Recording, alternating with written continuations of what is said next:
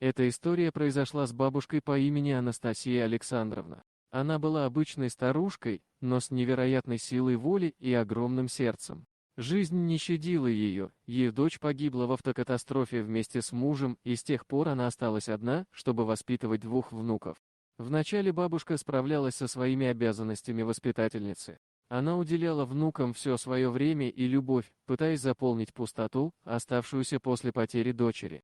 Но по мере того, как внуки росли, она замечала, что они становятся все более и более непослушными и проблемными. Внуки рано начали заниматься плохими привычками, пить и курить. Бабушка находилась в отчаянии, не понимая, что делает не так. Она продолжала нежно заботиться о них, надеясь, что ее любовь и забота помогут им измениться. Но ничего не менялось, и каждый день ее сердце разрывалось от горя. Однажды, вечером, когда внуки попросили у бабушки денег, она впервые отказала им. Она понимала, что давая им деньги, она лишь поддерживает их вредные привычки. Но вместо того, чтобы принять ее решение, внуки полностью потеряли контроль над собой. Они вытащили бабушку на улицу и начали бить ее, требуя деньги.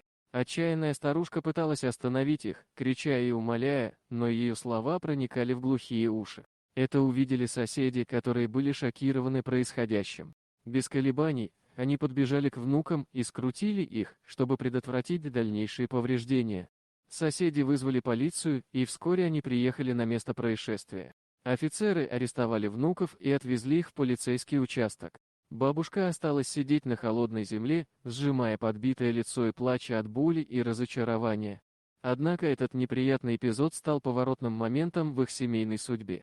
Бабушка решила, что больше не может продолжать воспитывать внуков одна. Она поняла, что единственный способ помочь им – это найти им подходящую помощь.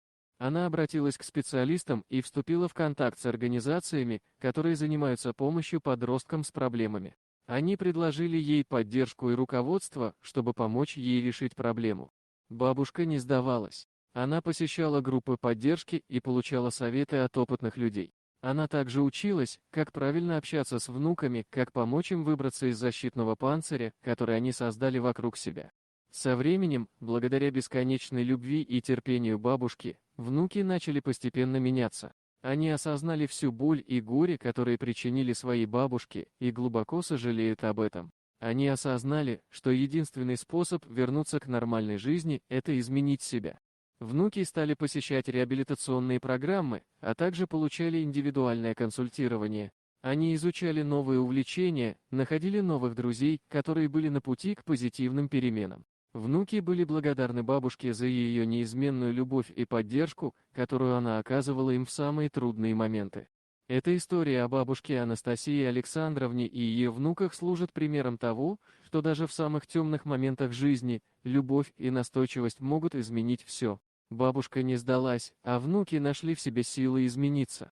Вместе они справились со своими проблемами и нашли новое счастье. Вот такая удивительная история. А что вы думаете по поводу данной истории? Делитесь своим мнением в комментариях.